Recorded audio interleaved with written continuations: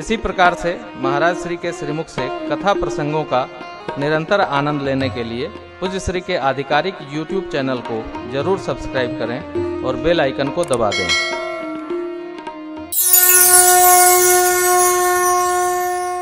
विधिवश सुजन कुसंगति परहि। ब्रह्मा जी की रचना से सज्जन लोग भी कुसंग में तो पड़ जाते हैं, परंतु फन्य मन्य सम निज गुण मणि सर्प के विष के बीच में रहती है, परंतु उसके प्रकाश का कभी लोप नहीं होता है। कुसंग भी उसको पकड़ता है जो मन से कमजोर होता है। कुसंग का असर सबको नहीं होता। कौन कुसंगति पाहि न साई, प्रभु कहते हैं, लखन तुम्हार सपथ पितुवाना शुचि सुबंधु नहीं भरत समान। भरत जी जैसा भाई नहीं। आकाश मेघ में लीन हो जाए संभव है, अंधकार सूर्य को ग्रास बना ले संभव है, समुद्र को पान करने वाले अगस्त्य ऋषि गौ के खूर में प्रवेश कर जाए संभव है, धरती जो क्षमा है क्षमा का त्याग कर दे ये भी संभव है, मच्छर के फूंक पर सुमेर उड़ जाए ये भी संभव है, परंतु भैया मेरे भैया भरत को कभी राजमद नहीं हो सकता है। यह प्रमाण्य है, प्रभु का विश्वास है। देखो, विश्वास एक संपदा है मित्रों, माताओं। सब कुछ खो जाए, भरोसा कभी खोना नहीं चाहिए, क्योंकि विश्वास एक बार चला गया तो उसकी वापसी नहीं। आप देते रहो प्रमाण, इस कारण से, इस कारण से, इस कारण से प्रभु का विश्वास है। भैया के प्रति प्रभु का विश्वास है। अगले दिन का प्रभात हुआ। आज भगवान के दर्शन की तिथि है। सबको मंदाकिनी तट विश्राम कराकर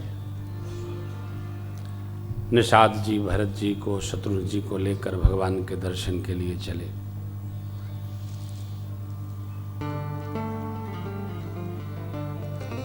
विगत दिनों के अनुसार ऋषि मुनियों का सम्मान करके भगवान विराजे हैं। लक्ष्मण जी से प्रभु ने कुछ प्रश्न किया, लक्ष्मण जी उसका उत्तर दे रहे हैं। निषाद जी ने दिखाया एक पर्वत श्रृंखला पर चढ़कर, भैया वो देखिए, ओ आश्रम। प्रभु बैठे मुनियों के सन्मुख, माँ बैठी हैं। लक्ष्मण भैया भगवान के द्वारा पूछे गए प्रश्न का उत्तर दे रहे हैं। आप बढ़िए ना, प्रणाम करिए। भरत जी को संकोच होता है, क्यों? यह मुख लेकर सरकार के सन्मुख कैसे जाऊं?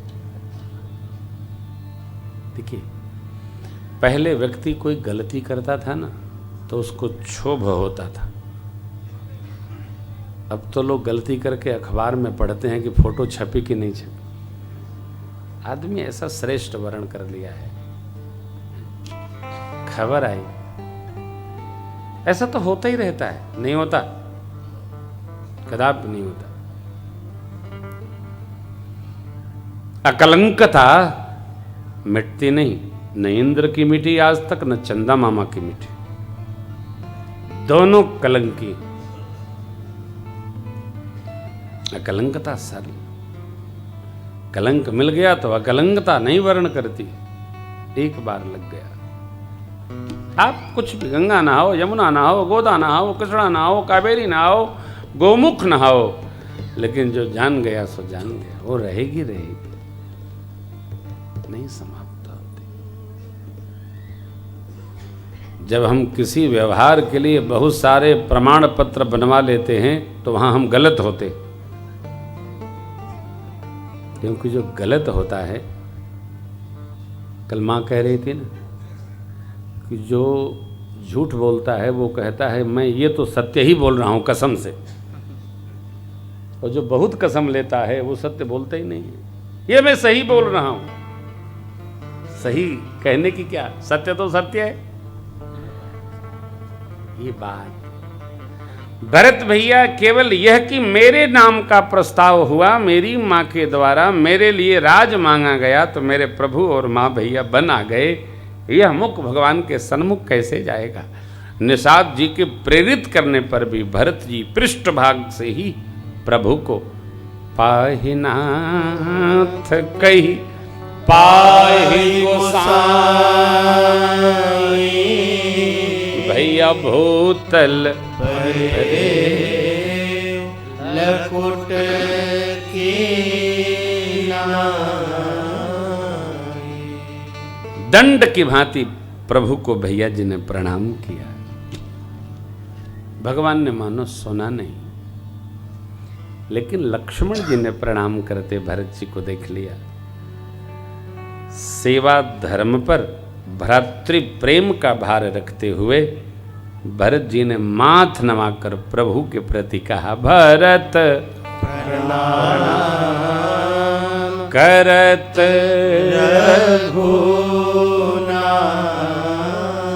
जैसे लक्ष्मण जी ने कहा प्रभु भरत जी प्रणाम करते हैं मेरे परमात्मा।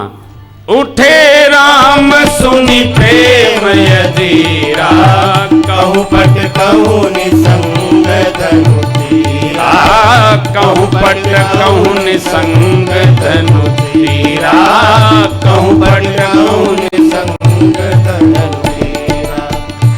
प्रभु जब उठे प्रणाम करने, इतनी विह्वलता है, भगवान का पट एक तरफ चला गया, धनुष दूसरी तरफ और तरकस बाण सहित तीसरी तरफ। क्यों? संत जन कहते हैं प्रभु भरत जी को उठाने के लिए जब उठे तो जितने अलंकरण थे भगवान के, मानो भरत जी के भाव को प्रणाम करने लगे। इसलिए उठे राम सुनि प्रेम यदीरा, कहूँ पट कहूँ निसंग धनु तीरा, कहूँ पट कहूँ निसंग धनु तीरा, कहूँ पट कहूँ निसंग धनु तीरा। भगवान धनुष को, तरकस को, इनमें उपस्थित बाणों को अलग करते हुए भरत जी को उठाने के लिए इसलिए उद्यत भये, मानो जगत को भगवान शिक्षण प्रदान करते हैं कि देखो भाई जब भाई से मिलने आता है तो आयुध लेकर नहीं मिला जाता है, हृदय लेकर मिला जाता है। इसलिए उठे राम सुनि प्रेम यदीरा, कहूँ पट कहूँ निसंग धनु तीरा, कहूँ पट कहूँ निसंग धनु तीरा, कहूँ पट कहूँ निसंग धनु तीरा। पट इसका क्या काम? प्रेम अवरोध नहीं चाहता। पट ने सोचा कि मैं यदि भगवान के तन पर रहूंगा तो प्रभु भैया को उठाकर हृदय कैसे लगाएंगे, इसलिए पट बिलग हो गया। बाबा उठे राम सुनि प्रेम यदीरा, कहूँ पट कहूँ निसंग धनु तीरा, कहूँ पट कहूँ निसंग धनु तीरा, कहूँ पट कहूँ निसंग धनु तीरा। वीर को कभी आयुध विलग नहीं करना चाहिए। भगवान बिना कुछ कहे, देखिए श्रेष्ठ बिना कुछ कहे सब कह जाते हैं। भगवान ने आयुध एक तरफ करके मानो लक्ष्मण जी से भी कहा, भैया जो जैसे आए उसको वैसे ही स्वीकार करना होता है, आयुध लेकर नहीं। इसलिए उठे राम सुनि प्रेम यदीरा, कहूँ पट कहूँ निसंग धनु तीरा, कहूँ पट कहूँ निसंग धनु तीरा, कहूँ पट कहूँ निसंग धनु तीरा। प्रभु बर बस लिए उठाई और लाए कृपा निधान। भरत राम की मिलन लखी बिसरे सब ही भरत राम की मिलन लखी बिसरे सब ही भगवान ने भरत जी को बरबस उठाया, जबरन उठाया। भरत जी उठ नहीं रहे। क्यों? मैं यह मुख कैसे दिखाऊं? मेरे कारण मेरे स्वामी को वन प्राप्त हुआ। भगवान ने भी मान की रक्षा की, भाव की रक्षा की, स्वभाव की रक्षा की। भगवान ने भरत जी का मुख देखा ही नहीं। भगवान बरबस लिए उठाई उर लाए कृपा। भगवान ने हृदय से हृदय मिला लिया, मुख देखा ही नहीं। जैसी तुम्हारी इच्छा वैसे ही कर देता हूं। भगवान भक्त के भाव का रक्षण करते। यहां मिलन बिलो की भरत रघुबर की सुरगन सभय धक धकी। देवता फिर डर गए। अरे ऐसा प्रेम, ये तो भरत जी भगवान को अयोध्या वापस ले ही जाएंगे, बना बनाया खेल बिगड़ जाएगा। जो अपने लाभ की सोचता है उसको परमार्थ दिखता नहीं। अपना लाभ, इसलिए मैंने कल कथा में आपसे निवेदन किया, अपने स्व का विस्तार करिए। हमारा स्व जितना फैलेगा, व्यक्ति कौन श्रेष्ठ है? जिसके घर में रिश्तेदारी कम से कम 3 पीढ़ी तक उपस्थित हो। ये कौन है? तो ये बुआ जी हैं। अरे किसकी बुआ? पूज्य पिताजी की बुआ जी। हा हा हा हा। ये कौन है? तो मेरे बाबूजी की दादी की मैया जी। वो ठीक नहीं है कि एक पीढ़ी में निपटे जा रहा है। ये कौन है? तो हम हैं। ये तो हमारी बीवी, ये उसकी बहन, ये उसका भाई। ले हो गया काम। कौन सा रिश्ता है?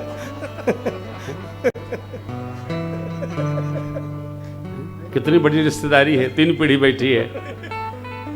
व्यक्ति वो श्रेष्ठ है जिसके पास आने वाले। हम लोग कहीं किसी कथा में थे ना, उनकी 3-4 पीढ़ी एक साथ आई थी। किस कथा में थे? अरे अभी द्वारिका में भार्गव जी के यहाँ 3-4 पीढ़ी एक साथ उनकी। सबको जोड़ के रखो। देखो, सक्षमता भगवान सबको प्रदान नहीं करते, लेकिन जो सक्षम है उसको सबको समेट करके चलना, यही जीवन है। देवता घबराए, देवगुरु ने फिर समझाया समय पाकर।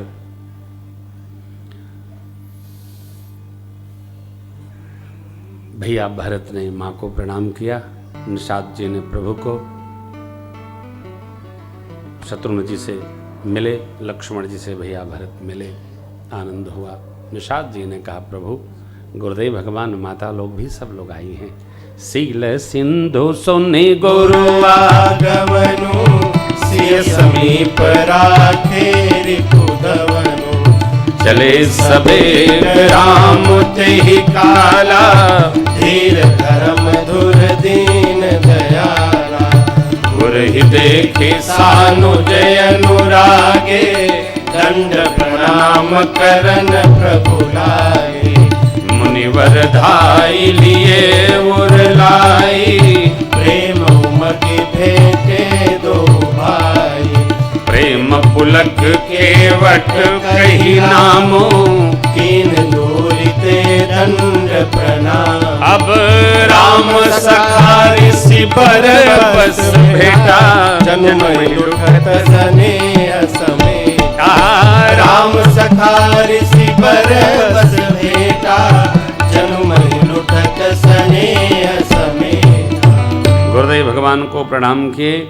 गुरुदेव ने उठाकर प्रभु को हृदय से लगा लिया। निषाद राज दूर से प्रणाम कर रहे थे। प्रभु ने उनका परिचय कराया। गुरुदेव, ये मेरे सखा हैं निषाद राजगुह। वन में सारी व्यवस्था इन्हीं की है। राम सखा ऋषि बरबस। देखिए, आपके जीवन में कोई थोड़ा भी सहयोगी हो तो भगवान को स्मरण करो अथवा विस्मरण, उसके सहयोग को, उसके उपकार को कभी विस्मृत नहीं करना चाहिए। उपकारी के उपकार का, एक पल का उपकार हो उसका सदैव स्मरण रखना चाहिए। भगवान के लिए शब्द आया है कृतज्ञ। मनुष्य को कृतज्ञ होना, कृतज्ञ नहीं होना, यही मनुष्यता है। गुरुदेव भगवान को प्रणाम करके गुरु माँ को प्रभु ने प्रणाम किया, माताओं को प्रणाम किया, अंक लगाए, सबको लेकर आश्रम पधारे। सीता माँ ने सबको प्रणाम किया। गुरुदेव गुरु माँ माताओं को प्रेम बढ़ा है। गुरुदेव भगवान वशिष्ठ जी ने सबको बैठने को कहा। शोक संवेदना महाराज का महाप्रयाण सुनाया। मरण हेतु निज नेहु विचारी भेयति दुखित धीर।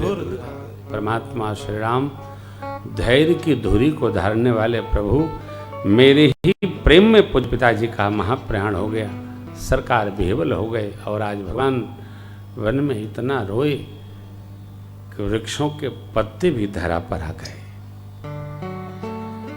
सारी प्रजा, माताएं, महाराज, गुरु माँ, मैया, लक्ष्मण भैया, भरत, शत्रुघ्न, सचिवगण सब दुखित हो गए। मानो महाराज का आज ही शरीर शांत हुआ। गुरु आज्ञा मांगकर भगवान ने जो वेद व्यवहार है सब संपन्न किया। आप मनुस्मृति का अवलोकन करें। मनुस्मृति में किस किस प्रकार का गृहस्थ को व्यवहार रखना चाहिए संभाल कर, बड़ा इसका विधिवत वर्णन दिया है। चतुर्थ, पंचम, षष्ठ खंड में धर्म के तत्व को जानना चाहिए। 2 दिन बाद शुद्धि हुई। यहाँ आश्रम पर सब समाज रहा। अब समय बहुत हो गया है। यह चरित्र ऐसा है कि कोशिश तो की थी कि पूर्ण कर दूं, परंतु कल भैया के चरित्र को पूर्ण करके और हम अरण्य कांड में माँ शबरी के प्रेम तक यात्रा करेंगे अथवा किष्किंधा तक पहुँचेंगे। आज की कथा यहीं विश्राम लेती है। आप सबने जिस धैर्य भाव से कथा सुना, हम आपका स्वागत करते हैं।